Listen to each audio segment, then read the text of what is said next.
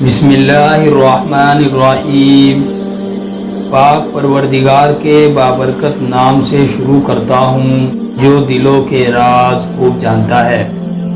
تمام ناظرین کو اسد وائس چینل میں دل کی گہرائیوں سے خوش آمدید اور محبت و بھرا السلام علیکم۔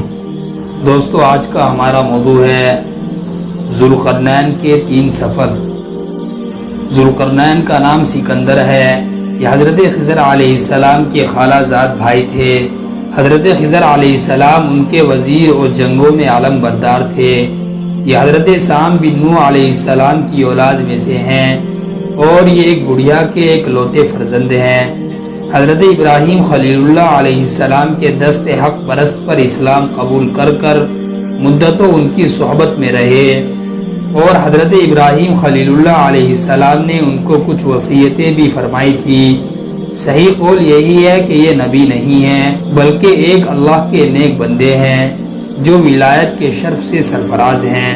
حضور صلی اللہ علیہ وسلم نے فرمایا کہ یہ ذوالقرنین یعنی 2 سینگوں والے کے لقب سے اس لیے مشہور ہو گئے کہ انہوں نے دنیا کے 2 سینگوں یعنی دونوں کناروں کا چکر لگایا تھا، اور بعض کا قول ہے کہ ان کے دور میں لوگوں کے 2 قرن ختم ہو گئے۔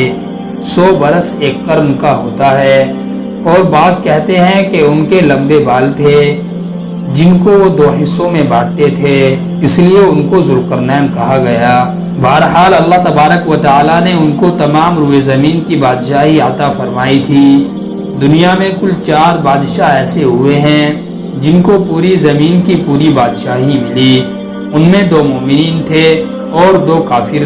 مومن تو حضرت سلیمان علیہ السلام اور ذوالقرنین ہیں، اور کافر ایک بخت نصر اور دوسرا نمرود ہے۔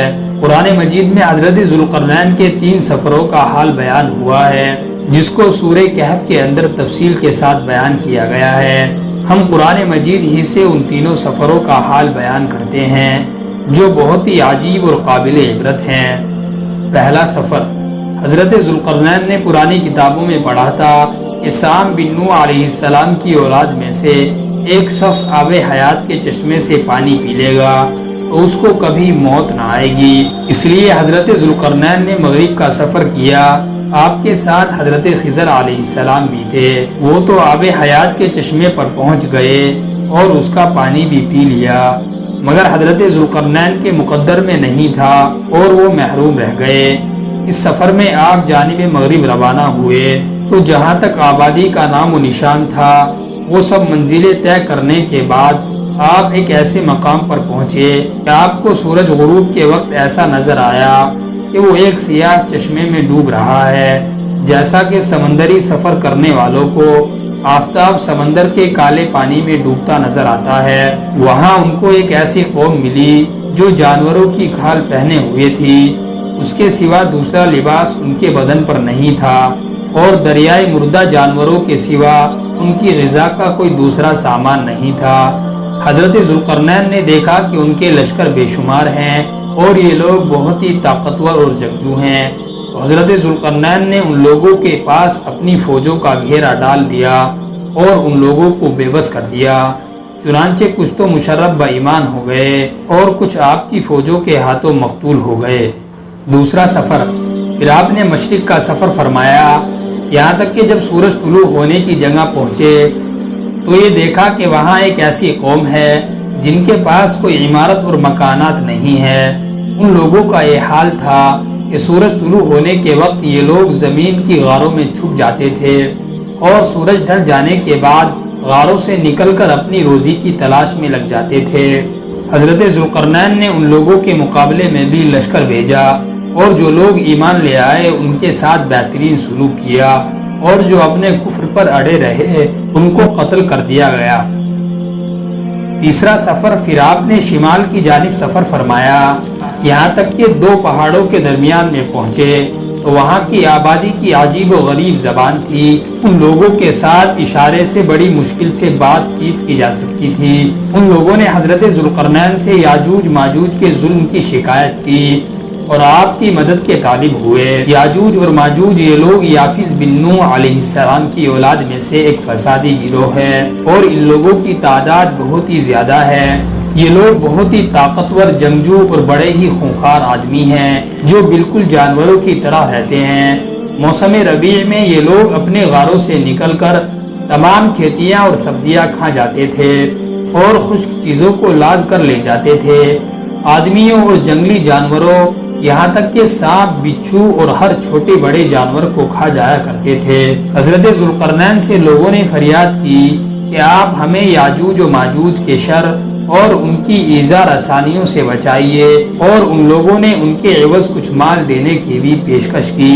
تو حضرت ذوالقرنین نے فرمایا کہ مجھے تمہارے مال کی ضرورت نہیں، اللہ تبارک و تعالیٰ نے مجھے تمام چیزیں عطا کی ہیں، بس تم لوگ جسمانی محنت سے میری مدد کرنا۔ چنانچہ آپ نے دونوں پہاڑوں کے درمیان بنیاد کھدوائی۔ جب پانی نکل آیا تو اس پر پگھلائے گئے تانبے کے گارے سے پتھر جمائے گئے اور لوہے کے تختے نیچے اوپر چن چن کر ان کے درمیان میں لکڑی اور کوئلہ بھروا دیا گیا اور اس میں آگ لگوا دی۔ اس طرح یہ دیوار پہاڑ کی بلندی تک پہنچی اور دونوں پہاڑوں کے درمیان کوئی جگہ نہ چھوڑی گئی۔ پھر پگھلا ہوا تانبا دیوار میں پلا دیا گیا، جو سب مل کر ایک بہت ہی مضبوط اور نہایت مستحکم دیوار بن گئی۔ روایت کے اندر آتا ہے کہ یاجوج اور ماجوج روزانہ اس دیوار کو توڑتے ہیں اور دن بھر جب محنت کرتے کرتے اس کو توڑنے کے قریب ہو جاتے ہیں تو ان میں سے کوئی کہتا ہے کہ اب چلو باقی دیوار کو کل توڑیں گے۔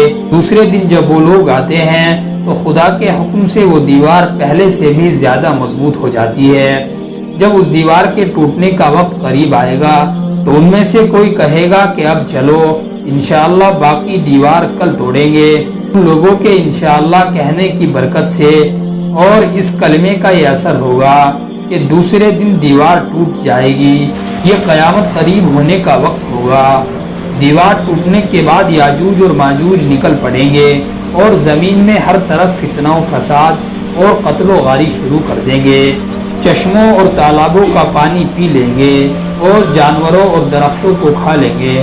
زمین میں ہر طرف پھیل جائیں گے، مگر مکہ مکرمہ، مدینہ طیبہ اور بیت المقدس، ان تینوں شہروں میں یہ داخل نہ ہو سکیں گے۔